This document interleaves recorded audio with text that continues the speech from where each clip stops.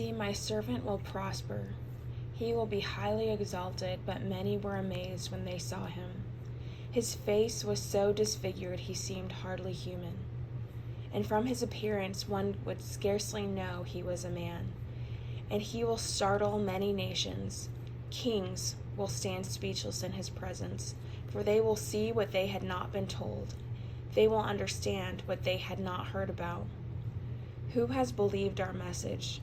To whom has the Lord revealed his powerful arm? My servant grew up in the Lord's presence like a tender green shoot, like a root in dry ground. There was nothing beautiful or majestic about his appearance, nothing to attract us to him. He was despised and rejected, a man of sorrows, acquainted with deepest grief. We turned our backs on him and looked the other way.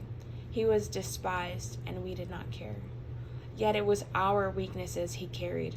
It was our sorrows that weighed him down. And we thought his troubles were a punishment from God, a punishment for his own sins.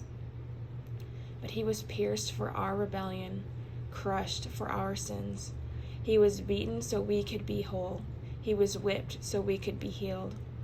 All of us, like sheep, have strayed away. We have left God's path to follow our own. Yet the Lord laid on him the sins of us all. He was oppressed and treated harshly, yet he never said a word. He was led like a lamb to the slaughter, and as a sheep is silent before the shearers, he did not open his mouth. Unjustly condemned, he was led away. No one cared that he died without descendants, that his life was cut short in midstream. But he was struck down for the rebellion of my people. He had done no wrong and had never deceived anyone. But he was buried like a criminal. He was put in a rich man's grave. But it was the Lord's good plan to crush him and cause him grief. Yet when his life is made an offering for sin, he will have many descendants.